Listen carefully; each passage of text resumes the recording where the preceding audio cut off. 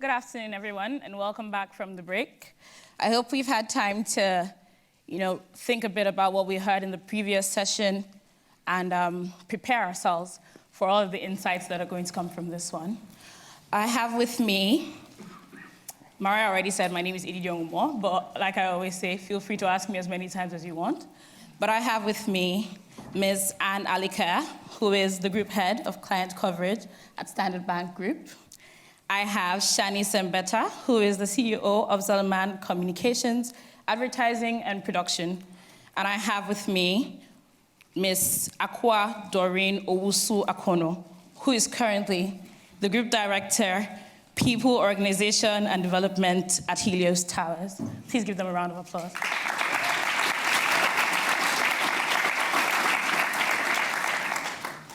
Thank you very much. So during the break, we were already chatting about where the session is going to go, what we're going to be talking about.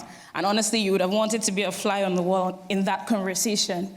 But I'm going to turn over to these amazing women, and I'm going to open the conversation with a question that I'd like any of you to answer in the way that you think resonates most with our audience. And I want you to talk to me a bit about the challenges that your organization encounters in sustaining growth amid the economic and political uncertainties on the continent. So how is it like navigating I was saying to Ms. Anne, it's always something on the continent. So how is it like just, going through the motions every single day and figuring out new and exciting ways to address those challenges? Shall I give it a go, seeing as you I did say your name, didn't I? When we discussed this a little bit in the group, and I think it's relevant here, I work for Standard Bank and we work only in Africa. Yeah. So when we talk about the political and the uncertainties and the challenges on the continent, that's my day job. I'm not familiar with working with a predictable, stable environment. So actually I struggled a little bit to think through this. When you asked, so how do you do it? Have I gone off? Okay. Yeah. It's probably in the same way that someone does it in Eastern Europe or China. You actually have a business strategy that you're following. You understand your regulations. Most importantly, contextually, you understand where you're operating, what the challenges are, and you're there to solve problems in order to deliver commercial outcome. It doesn't matter whether I'm in the Midwest of the US or I'm on the African continent. As long as you're a multinational, whether you're a regional multinational or global multinational, you're actually dealing with the same things. It's simply contextual, and then you set yourself up and you organize yourselves in order to deliver your strategy. I like that answer very much because you talked about understanding your context and understanding it as not particularly unique from whatever else is happening elsewhere in the world. But I do realize that in order to understand, you need to develop certain key capabilities. Mm-hmm. And that's why I'm going to pivot over to Doreen very quickly, because Doreen is head of people operations. So what key capabilities do you think we need to develop to keep up and to stay abreast of issues in this way, whether it's on the continent or even outside of the continent? Thank you. And I think it's a really interesting question because I think we can all attest that we now live in an uncertain world. There's so much happening, not just on the continent, but in the wider field. So I would like to put it another way, actually. We've had a head start in learning to navigate unpredictabilities and trying to make our businesses more resilient. Where does that resilience come from? It comes from the people we have in the organization. It might sound cliche, but I have a strong belief in making sure that you're constantly developing your people for the uncertainties that happen, for change, for constant change. And one of the values we have in our organization is around constant improvement. So the people we have are actually quite used to having to pivot in all different kind of directions because of exactly what you've outlined. And so I think it is about continuous development and stretching the capabilities of our people, but investing in that capability on the continent and making sure it stays on the continent. You said pivot, and that's an interesting word, because if there's one person who's going to use the word pivot, it's a founder. So I'm going to go over to Shani and ask her, Shani, what do you think about pivoting as a founder? Moving things around, figuring out operations, just addressing challenges as they come. How often do you actually have to, think on your feet and then make a U-turn or make a right turn or a left turn, depending on the situation that you're faced with? Yeah, you always have to stay on your toes, for sure. Maybe before I start that, I just wanted to say that I was born and raised in the US. My parents are Ethiopian, and I always felt it was important to use all of my talent and education and exposure, in the continent, in the private sector. And so I moved back 12 years ago, as soon as I finished my MBA. So I wanted to say that because looking out at all of you, it's the position you're in as you're getting ready to wrap up your MBAs. I would really encourage you to go back to the continent and do the work. And 12 years later, if I was imagining myself in your seats and just thinking, how would it have turned out? It felt very scary considering all of the challenges, but 12 years later, I am very happy about the decision I made to go back and to start a business. Not only because financially there are great returns, because in Africa more than anywhere, if you do well, you can grow very quickly, but also because I feel like the work I do has an immense purpose every day, because that's where the services that we offer and the sales that we do make a big impact. I think I have two businesses that I've started. One is a communications company where 140 staff, and we work with all sorts of clients, from the Coca-Colas and Unilevers of the world to the international organizations like the UN, the World Bank. Our biggest challenges are, fiscally, I guess, lack of foreign currency is a huge challenge for us. Liquidity challenges. It's very hard to collect cash from your customers on time. Inflation, just like every part of the world, but in Ethiopia it's also hitting us hard. Also security-wise, there are certain parts of the country where we're not able to operate at different times. For me, I can tell one story of pivoting, but actually fully pivoting. But I think for me, the biggest lesson after working so many years on the continent is diversification.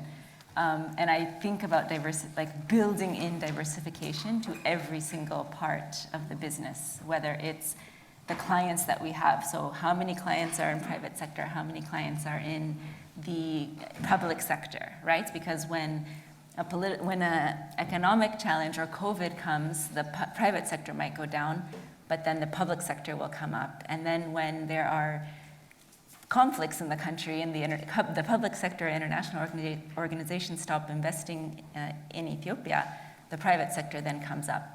Or whether it's what currencies we're getting paid in. We need to diversify the geographic regions of the country where we're working.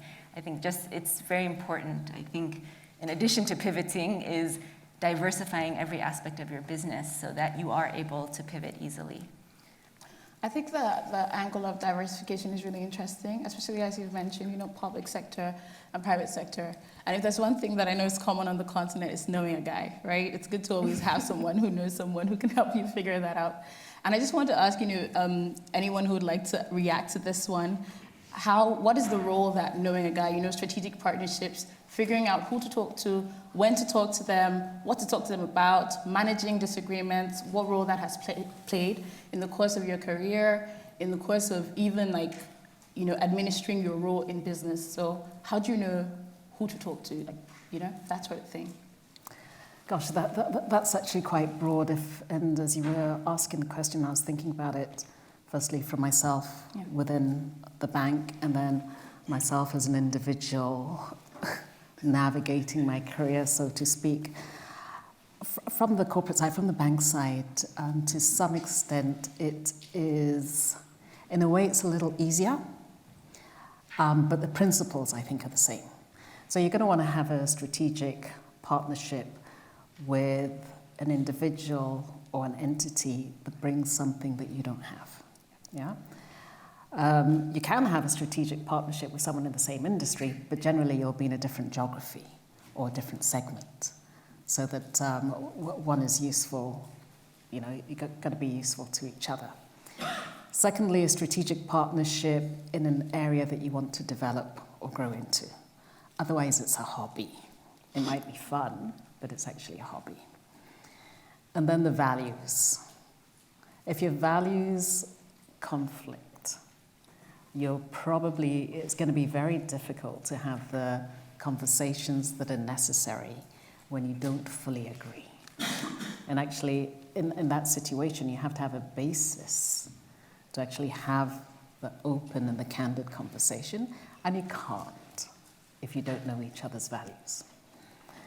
So which kind of is a nice segue into the personal side, and I think if I start with the values, if I don't know Doreen's values, I'm going to have a very superficial, interesting relationship with her, but it's almost impossible for me to ever open up and ask her either for help, offer help, or be someone she can call on, or vice versa.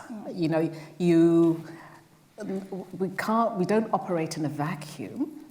We're not mind readers, and so actually having the courage to be a little transparent is an interesting topic, because I think when I'm talking to younger people, you guys do it so much more easily than my generation. So I might be saying to you something you already know and do quite naturally.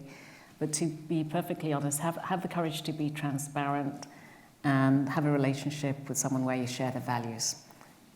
You won't know if you share the values if you are way too reserved. That's very interesting. Doreen, do you want to add to that? Yeah, no, I can, and I think it's interesting that you landed on values, because at Helios Towers, one of our values is partnership. Yeah. We have 3 values, and partnership for us is so important, whether it's internally or externally. And so I guess the way we look at it is to ensure that you're constantly nurturing that relationship. You're constantly engaging in that relationship, whether it's your people or your customers. And I think that's important because, of course, you have the daily engagements, the specific reasons why you have to engage with a partner. In my world, that would be talent acquisition partners, helping me to understand what's the talent doing on the continent at the moment, who should I be talking to, what are they doing, what's happening, do you know what I mean? Equally, it could be around legal, because I have a lot of legal things perhaps that I have to engage with in my space. So I think it's important for us to all recognize that having strong relationships as a business leader, as an individual, is absolutely critical to ensuring that those relationships are open to you as and when you might need them, and not just because you go to them because an issue has arisen. Yeah, I think that's what I would say to that. Yeah, I think that's very helpful to think of it in terms of, you know, what can we exchange as partners. Absolutely. Yeah, for sure. Yeah. But speaking of that, I mean, Shani, you lived in the US and then you moved back to the continent to start the business. I mean, as much as it's encouraged, it also looks a bit suspicious, because it's like, why didn't you stay there since you're so, you know? So how do you navigate that? How do you make new friends? How do you make new business friends on the continent and let them know, you know, assure them that, you know, we're driving towards the same social impact purpose. The reason I'm here is because my skills are important for what's happening on the ground. Because I know a lot of us are considering, you know, going back home, but there's a suspicion. Why did you come back? Is it because things did not work out? So, you know, tell us about that. I didn't think about that one, actually. Is it because it didn't work out? No. So now I have to say I did graduate from Harvard Business School. I had all the doors open, but I decided to go to Ethiopia because I just really believe that reverse brain drain, we have to stop talking about it and get out of our comfort zone and go there. So today, Zeleman is actually one of the top 400 companies in Ethiopia. So, I mean, you go back for financial reasons. You know, you make money on the continent when you do things well. And I can't overstate that, because pretty much in any sector you're working in, it's underdeveloped. There's not enough supply yet to fulfill demand. Yeah. And so if you can do something well, you will gain financially. in addition to quality of life, I have 3 children, I have a lot of help, I could never do this in the US. Yeah. So I think in all respects, looking back on my decision to go back to Ethiopia, it was a win-win. When it comes to partnerships, I think, the business environment is hectic on the ground, right? And you can't do anything alone, and everyone wants to talk to the founder or to the owner or the CEO. So it is very critical to have these partnerships and these relationships. If you're a founder, entrepreneur, to have partnerships within your business so that everything is not coming to you. Everyone has their competency, what they're good at. So with your partners, understanding that and splitting the work in that way. When it comes to organizations that you're partnering with outside, what I've realized is everyone's busy. And you have a lot of networks, but when you actually have a winning partnership is when you do rely on each other. Yeah. So with my social enterprise, the biggest partnerships, with Unilever, we work because they rely on us to deliver their sales to rural Ethiopia, right? They have no other way to access that market. With we partner with the Jobs Creation Commission, so they see they have a target that they need to hit in terms of creating jobs, and we are an organization that is creating a lot of jobs, employing rural women. So we're working together for a win-win, and we work with also digital payments partners. They are looking for a network to use their to deploy their digital payment solutions, whereas we're looking for a way to kind of digitalize all the payments that are happening. So that's how I usually assess a partnership, if it's going to work or not, because otherwise we're all so busy. There's so many opportunities. It's like we're all running after 10 different things, and so it's only really going to work when we're both relying on each other to achieve the objectives. I love the fact that you said we're running after 10 different things, and then you said digital payments, because that's that brings us to my next segue. I was talking to Anne earlier, and I know she's tired of me saying her name, but she's just so impressive. And I was talking to her earlier about innovative thinking in a time of disruption, because a lot of the conversations that are happening now in the business world is how can we think of an exciting way to do this thing that we've done, in a certain way. For the longest time. And I was saying to her that on the continent, we haven't even settled on certain things long enough to say, oh, this is how we've done it, let's disrupt it. But then at the same time, there's an expectation to think a step further on the same level as our colleagues around the world. So in terms of, hiring, in terms of talent acquisition, in terms of client coverage, in terms of even just running a business, what are some of the ways that you're thinking about next steps in business? Okay, let me come to, I just want to make one quick comment around partnerships, and it's just picking up on something Shani said. Partnerships, when you talk about your partnership with Unilever or digital payments, it's a partnership around something that is important to both of you. Yeah. And I think if it isn't that, then it probably isn't strategic. Yeah. It's a business relationship. Right, let me pivot to how we're thinking about next steps.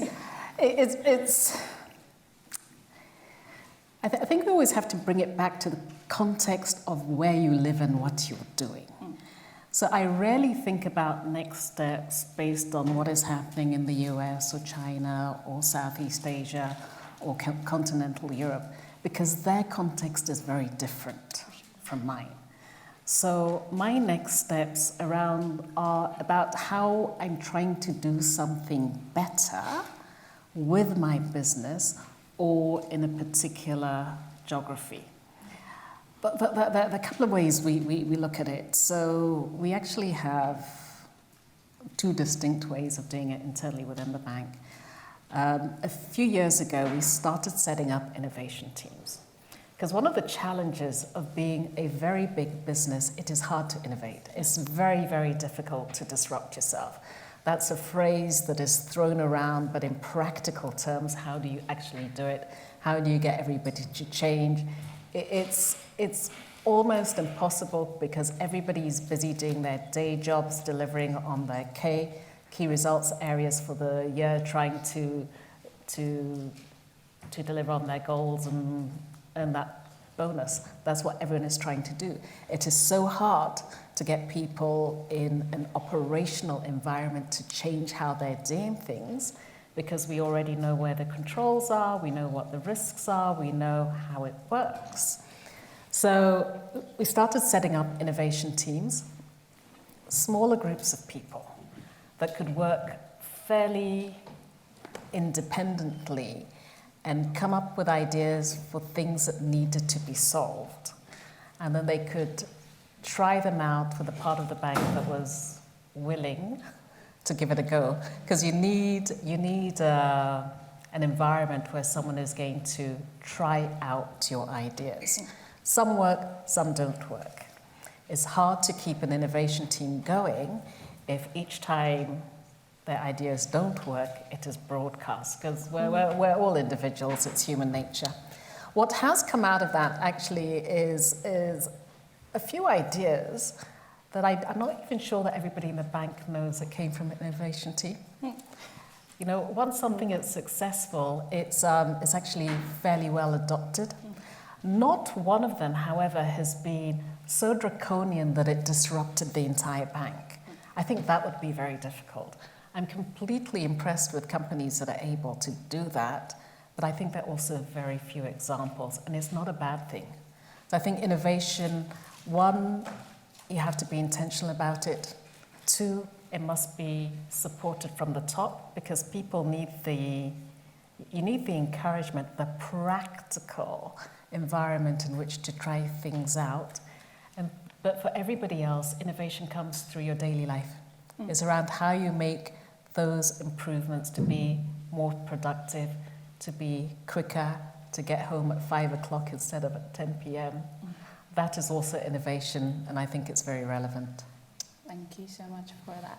We're speaking of innovation, speaking of making small changes, incremental changes. In terms of, you know, we've talked a bit, and we had a whole session, in fact, on diversity and inclusion. But what I want to know is, like, how much responsibility is the firm taking for that? And when I say that, I mean it in terms of, you know, male-dominated landscapes. So, for example, any given boardroom, any given cap table even, you would find out that there's men there. But in your roles as business leaders, do you see your male colleagues taking responsibility? And if you don't, how do you think they should go about taking responsibility? Because I mean, more voices in the room, more female voices in the room, just more refined thinking. That's the way I see it anyway. So Doreen, do you want to go? Yeah, no, I will. And I'll actually pick up on innovation Okay. and tie that back to diversity, equity, and inclusion. And by the way, happy International Women's Day to everybody. No, I think it's an important question, and I do have to tie it back to people.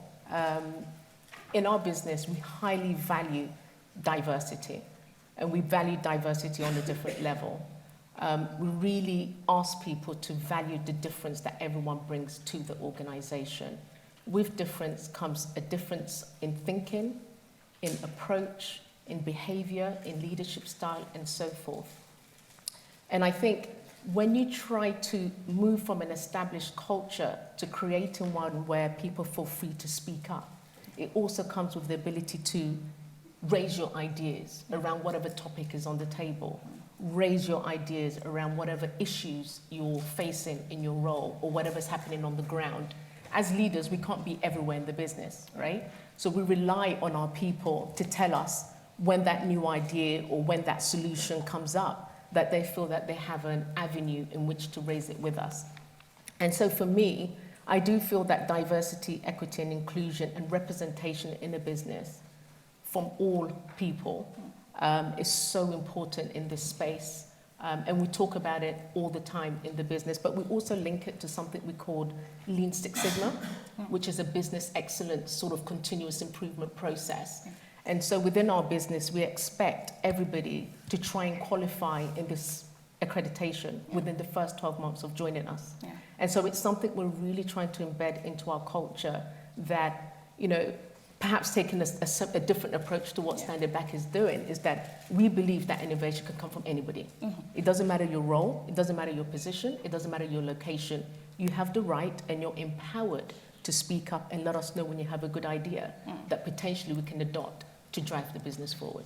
Oh, I think that's really impressive, to have like contrasting methods of going about, just pursuing innovation in business. And speaking of, pursuing innovation in business, I would like to talk a bit about some changes that are happening in terms of, entrepreneurship, in terms of business and social impact. So a lot of the things that we're talking about here at Oxford is, impact from within. There's always talk, everything has impact in it. Literally, we have a running joke about that. But I'm wondering more about how we're framing the impact to fit within the business model. So you mentioned job creation, and I'm thinking of like access. So not merely, giving men fish, but then teaching them to fish, and then providing them with the support to continue fishing. So in terms of developing capabilities, in terms of, creating opportunities on the continent, how are you thinking about it as business leaders, in the coming years? What are the things that we as, business people should be looking at to create impact and then still make money? So, when I went to college, I knew I wanted to go back to the continent and, work towards economic development. And I immediately thought about aid organizations, like going to work for the UN or the World Bank. My journey took me down business school, and I'm glad I did. And, when you think about it, now, a business person, an entrepreneur, is someone who kind of sits up all night thinking about people's problems, trying to find a solution, and get paid for it, right? Mm-hmm. And that's so much more efficient than, what aid organizations do, right? Is trying to tell people what their problems are and then find a solution for it, right? Like, that's what entrepreneurs are doing every day. And by definition, business and private sector is impact in any country, really, as long as, given that the product and service is a positive one. That's, I think, also why I feel like, looking back, what I do, working every day, just doing my business, is by definition also living a life of purpose, a life of impact, through the people that we employ, through the people who deliver our services, who get our messages, who get employment. So that's how I think about impact. I think that's interesting. Would you like to weigh in? Yeah. I think we're very fortunate to live on a continent where pretty much everything you do has impact. Yeah. And sometimes people frame it from the perspective of there's so many problems, but actually there's just you can do so many commercial activities and have impact and influence the geographies, economies in which you operate and make an actual, real difference just by executing and implementing your strategy. Yeah. And I think that's really, really critical. Whenever I'm talking to our clients, FMCG, be they global multinationals or domestic corporates, everybody's got the same challenge, and it's getting the product to market. In my world, getting the product to market talks about energy and infrastructure. Yeah. So we spend a lot of time thinking about how do we get more capital, how do we get projects more bankable, not purely because we want to do good, though it's nice to do good, but actually we know that in order for the economies to grow, you gotta things have to move. Things have to move, and that in and of itself can be disruptive in inverted commas. But if you were to take Shani's view, come back to the continent, you're going to make an impact. Doreen, do you want to let us know your thoughts on this I'll add to that, and I think that's an extremely important point. I think, previously, people would talk about CSR. It was always an add-on to the business. Yeah. We're living in a world today where having an organization that puts purpose at the core of what it does is absolutely critical and important. And I think that's the way the world is moving anyway.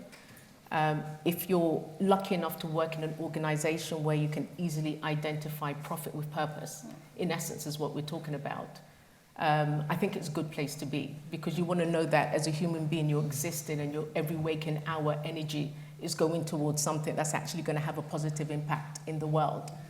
And so for us, our purpose is driving communications across the continent. And we all know that communications, supporting mobile networks globally on the continent is around driving that ability to connect people. Yeah. And that connection underpins almost everything we do today. And so for me, it's just so critical. That is our purpose. That's what we live for. And that is why so many people in our business are just so pleased to work in the space they do, often also in financial services, enabling people to have increased access to financial products. Micro products or whatever that might be is something you can do. So I think it doesn't matter what industry you go into, it doesn't matter what organization you go into. If you want to drive the stream of purpose and impact in what you do, even if it's not there, you might be the person that first does it in that space. And I think it's definitely worth doing. Thank you so much for that. I think that's so enriching, thinking about the continent in the way that we now do. So I'm going to turn over to the audience. I think we've got a couple mics moving around. So if you have a question for our panelists, you could just indicate, and oh yeah, we have one over there.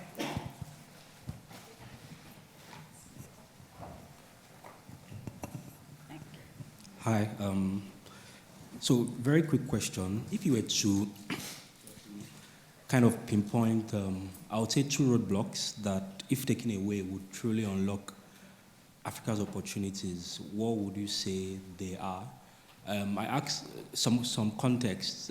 We know that one of the things I took away from one of the speakers is the fact that in Africa, roadblocks are like a way of life. It's sometimes said that in the savannah or even in the games in Kenya, the predator wakes up looking out for prey, and the prey wakes up looking to avoid every predator that comes across. So how have you been able to just navigate those? And what would you say that if these 2 things are taken away across different continents and languages and all of the barriers that we have within the continent, what would you say they are? It's a great question. I think the first thing I'd say is capital.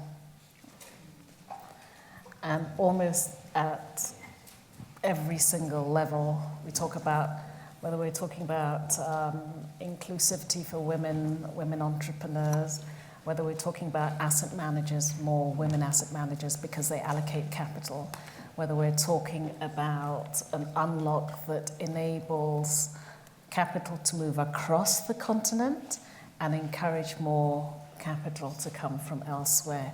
That would be one that I would say. Probably not a surprise to any of you, though.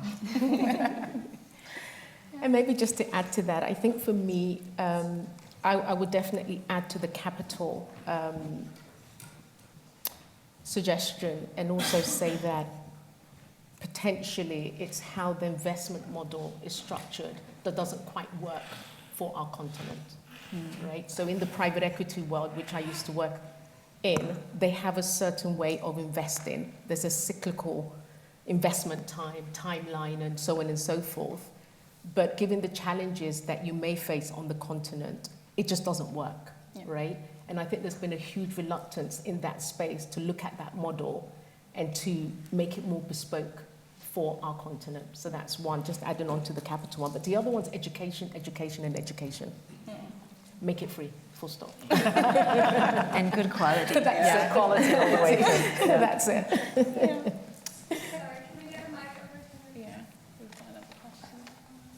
Yeah, and I think actually those would have been the 2 that I would say too.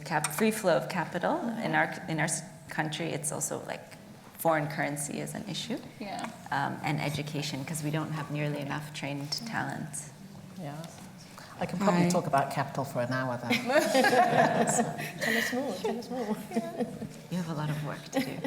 Hello, everyone. Hello. So in terms of making education free, from my experience working with tech education in Africa, realized that when you make education free, it's easy for you to go in the route of just having it and not doing so much with it. And then if you are having to do a bit of investment in it, then you can actually go the route of knowing what to do and actually executing excellently well. And this is from experience, really working with a lot of Africans in education. So what is the balance, or where do we find the balance in making education free? And when I say education in my case and experience, I mean professionally.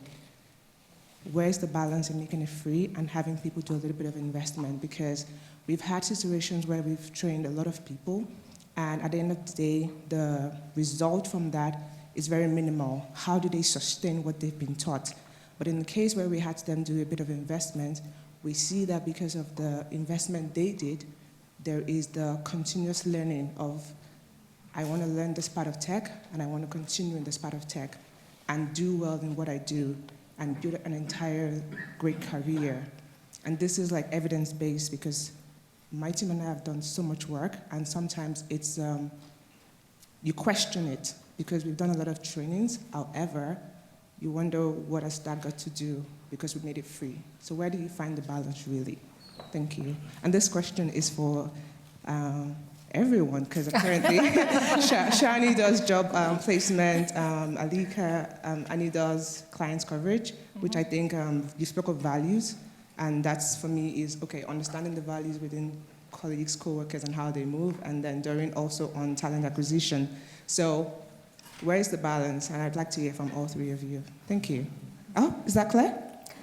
Yeah, I think so. Okay, I'm gonna have a go, but just let me know if I'm going a little bit off track. I hear what you're saying, and I appreciate you're more of an expert in this field than I am. But I would still lean on the side of free. The reason being is there is just so much that needs to be done to bring a sizable number of the population to a level for them to be even able to invest, right? Some people are thinking about putting food on their table. The list goes on, right? I don't need to reiterate that. And so for me, I do feel that it's quite fundamental that we are able to offer such a solution, but perhaps it's the connections that happen after that, or the mentoring on the way, or connecting people to enterprise and companies so they can actually get the internships and and all the things that follow after that. I don't think, to your point, it's not just about giving the education, but what's the network? We need to look at it from a holistic point of view. So I hope we're not too... No, I think I completely agree, because it's the route that we had to take, where we realized that we've trained 6 million people. Right. But less than 10% are actually moving forward with what we've got them. And that also affects our work, because we try to match them with jobs and all of that. And Exactly. functioning excellently well, JC, because there was no ideology or integrated reason as to this. And this is, we work with several organizations, Google, Microsoft, and there is no such. And then for the organizations, we see that they want to talk about the impact they've done, but we that are doing the groundwork, really, we realize that the numbers are there, but the impact and the results that we really want to see that changes Africa, it's not as much as it is, and that's actually right. Yeah. We do answer it, and then the follow-up sustainability in terms of placement and internship is really helpful. Awesome, thank you. All right, that was very enriching, because I mean, speaking of access to funding for education, I can tell you that it definitely changes things. That's an interesting perspective, just ensuring that you're aligned before the money goes in. But I think we have time for exactly one more question. Oh, we have a hand up. Sorry, we don't have time. No. Oh. Okay, but what we do have time for is perhaps some networking after the session, so we will go into that. With that, we've come to the end of this session, and it was quite a blessing.